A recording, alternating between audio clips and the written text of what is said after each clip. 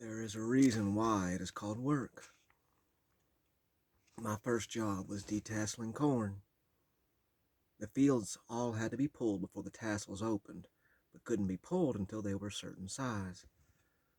That was a very, very small window of opportunity and called for long, hot days in the field. Pop told me it was hurry up and wait work. You watched the corn grow, you waited, you waited, you waited, and then, aw shit, hurry up, pull those tassels before it's too late. Sun up to sun down, rain, heat, cold, all at the same time, and none of it stopped junior high and high school kids from walking the mile-long fields, pulling out the tassels of seed corn. For those of you that have never experienced this job, let me try to give you a glimpse of this world. When you get to the fields to start your monotonous day, the corn is wet from dew. So when you reach into the corn, if the leaf is at the correct angle, you get a nice little slice, like a paper cut. Not a big one. However, you keep doing this, and those nice little paper cuts start adding up. Add this to the sweat that gets mixed in, and boom, you got yourself a nice little annoying pain cocktail that is not going to go away. Add the bugs. The bugs are ridiculous. And not just the mosquitoes that feed on your bloody flesh like sharks in a blood-inspired feeding frenzy. Nor is it the flies that will not leave your face alone and are trying to get to know your eyeballs and mouth in a very close and personal relationship that you do not want any part of, but don't have a choice. No, those things are bad.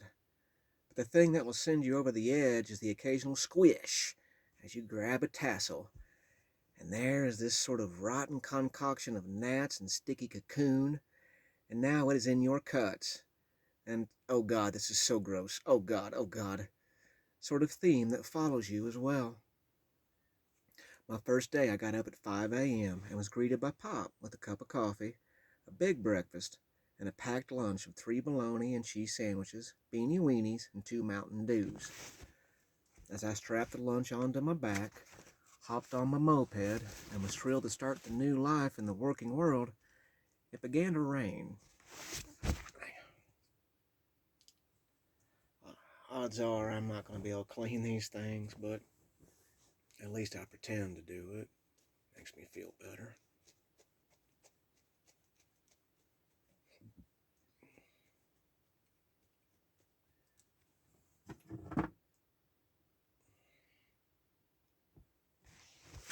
They're about the same. Pop stood in the doorway, looked up at the sky, and vanished into the house. He came back and handed me a couple of giant black trash bags.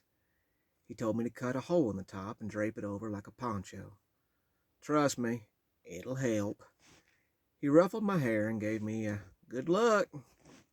I gave him a big grin and I was off. I was fearless as I rode those 4 miles with dreams of how amazing I was going to be and all the money I would make. The boss would see me shining in that field and say, "Now damn, that is an amazing boy. Let us give him many raises and praise him for his work. We have not seen the likes of work like that around here in a long, long time. Why, he even works harder than his Uncle Robin, who is the hardest worker we know." When I arrived, I was shown how to pull the tassel out of the corn, and then me and 20 young and willing workers were set loose in the fields. 4 feet into the field, I lost my left boot in the mud and spent the first 5 minutes trying to recover it from the unwilling earth. 30 feet into the field, my hands and face were bleeding, stinging, and begging me to stop. Halfway into a mile-long field, my jeans and boots weighed about 5 pounds each from the mud and rain. I had to pick them up way high in the air just to even walk. Because of this high-step tasseling pulling nightmare, my legs were starting to feel like rubber. I was not down the first row yet. And right when I thought it couldn't get any worse, the rain came down like it was angry at the earth and wanted to pummel and punish it for whatever wrong it had done. 10 minutes later, the rain stopped, and the sun and heat came out, and soon the hungry, bloodthirsty bugs followed. By the time I got to the end of my first row, I fell out of the cornfield onto the ground, and just wanted to breathe and rest. Surely we were allowed to do that. I looked around. I was the only one there. Everyone else had turned around and started back. This was going to be my day? Shit! I said in an angry cry of hatred and went back into the field. We stopped for lunch, ate under the roof of a barn as the rain came down again, and then was sat back to it. No pity, no empathy, no sympathy. The grown-ups had done the same job when they were kids. They survived. So would we. With my morale left somewhere in the mud and the sun that was setting like an angry eye that told me I had failed, I rode home, covered in mud, mosquito bites, and blood, and my spirit was broken. I would never recover from this. This was the end for me. Just please let me make it home and not wreck the moped, was all I kept saying to myself as I began to cry. Pop pretended not to notice the tears as I pulled into the car park.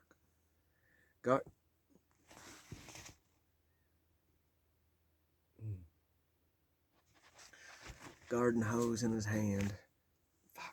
He nodded towards the maple tree in our yard. Strip 'em down, hoss. Hang 'em on the nail in the tree. I did as he said. Too tired to even worry about the neighbors seeing me naked. Tub is ready for you. As I sat in the tub, I stared at my bloody hands and thought there was no way I could go back and do it all again the next day. There was no way he would make me. There was just no way. And then I cried again because I wouldn't be able to face Pop or anyone for that matter if I quit. My family's some hard-working motherfuckers. There's no way. Yeah, that just wasn't an option. Pop walked in the bathroom, handed me a can of Mountain Dew, opened it, sat down on the toilet seat and smiled at me. It was his genuine smile. His, I'm about to say something important, but I'm going to say it my own way, so just listen up, sort of smile. He then looked at me and got a serious look on his face. I'll never forget this. I was in the bathtub water and it was pretty fucking muddy. And he handed me that dude. Whenever Pop had some serious thinking, he would rub that stump and he'd give it one of those right there. And he'd rub his chin and the stump. And he looked at me. And he goes, there's a reason why they call it work, hoss. If you enjoyed it, you call it beating off. I remember just tired and bloody, sitting in that water, staring at him. I'm gonna have to hang on. Pop. Oh, Pop. He had his own mythology and his own way of saying things. But there was some foundation to it all.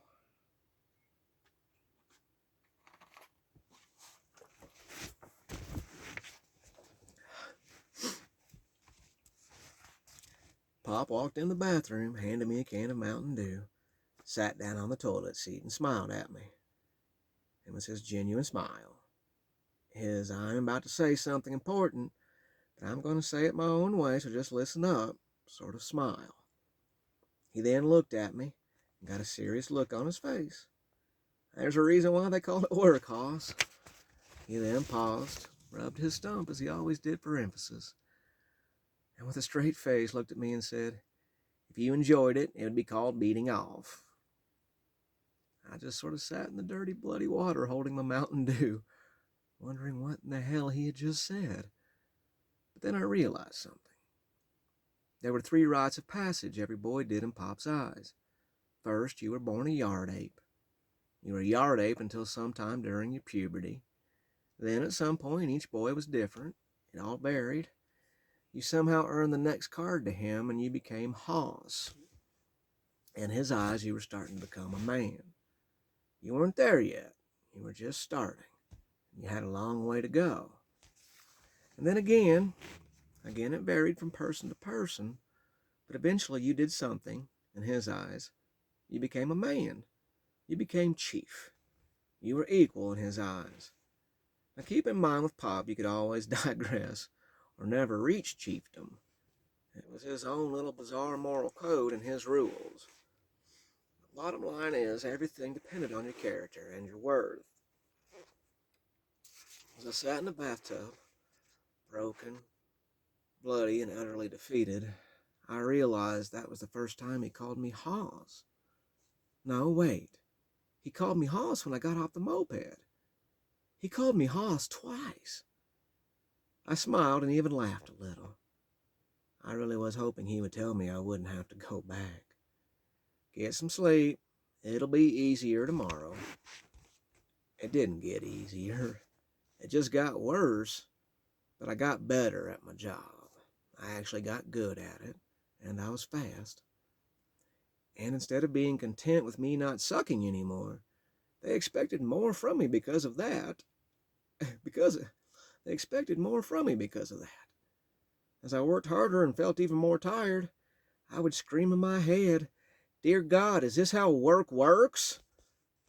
And I heard Pop's voice in my head. I heard Pop's voice in my head say with that life lesson laugh he had, "Yeah, Hoss, it's exactly like this. I would say get used to it, but you don't. There's a reason why they call it work, Hoss." That summer, Bruce Springsteen's Born in the USA came out. And like many kids that summer, I immediately fell in love with the music and lyrics good old Bruce sung through a hard-working, scratchy voice. Born down in a dead man's town. The first kick I took was when I hit the ground. If there ever was a song that felt good singing in Indiana heat, buried face deep in flesh-cutting, bug-infested cornfields, and trying to find some happy place to stay in, that song was it. I sung it over and over and over in those fields. That whole album became my working man's anthem. And that music in my heart made the work not enjoyable. God damn it, get the fuck off me! Ah!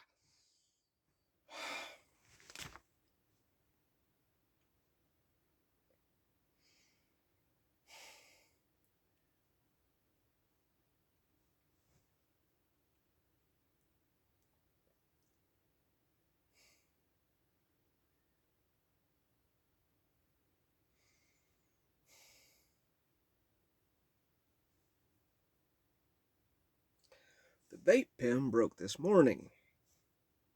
I have a skill with electronics, they just fucking break. So I am doing this completely now, not even a weed vape pen.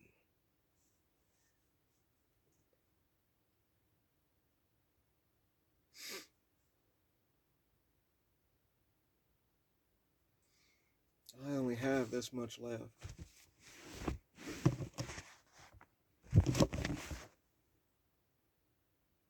And I'm struggling so hard to get through it.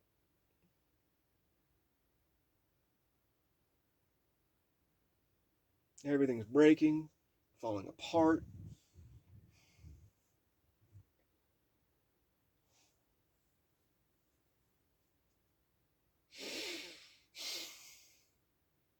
People that said if I actually reached out for them, they would come help me with things don't answer me.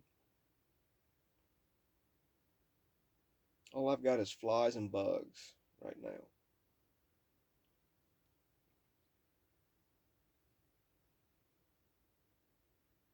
But I chose this.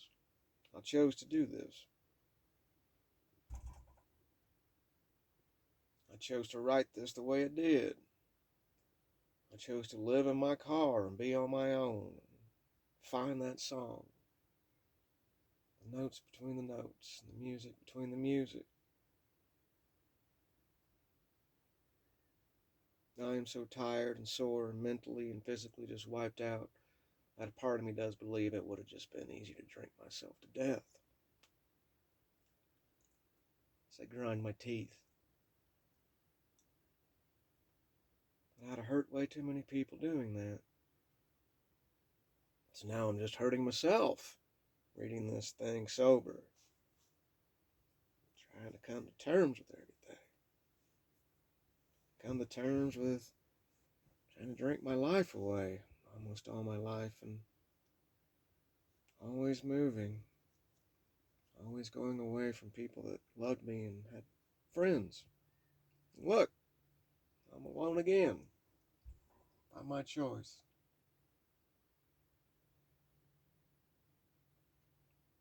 Where am I?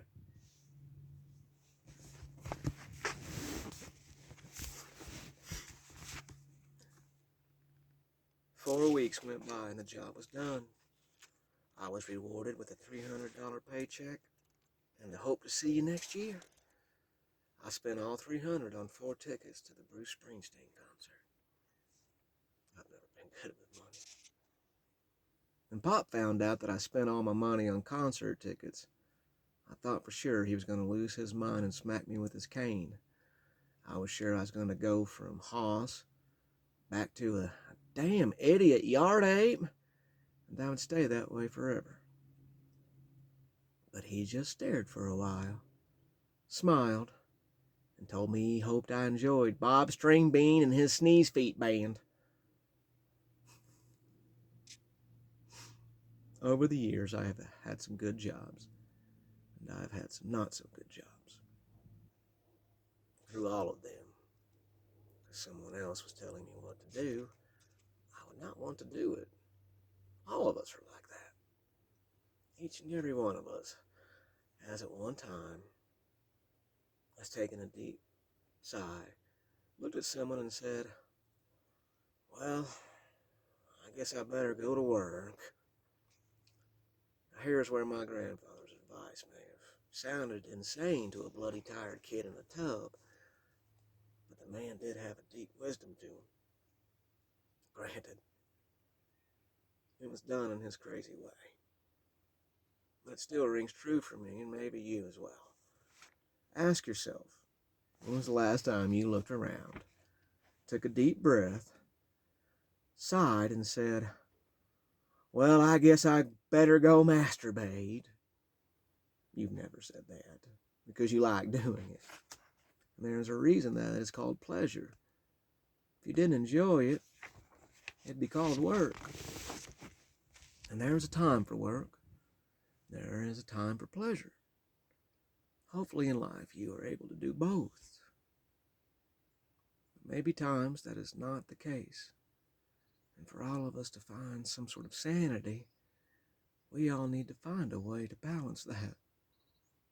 And Pop was right. There is a reason why they call it work, and we have to do it. It needs to be done. There's also wonderful things and immense pleasure in the world. I think it is important to keep that balance. Much like hard work, it's easy to say, but it's much, much harder to accomplish. I learned an awful lot that summer, and I still look back on that concert with great joy. I don't believe I would have enjoyed it nearly as much if I hadn't worked my fingers to bloody scabs and bones.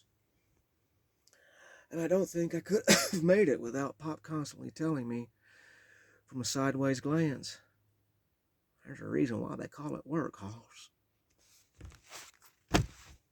All right, another one down. I'll get through this thing, and who fucking knows?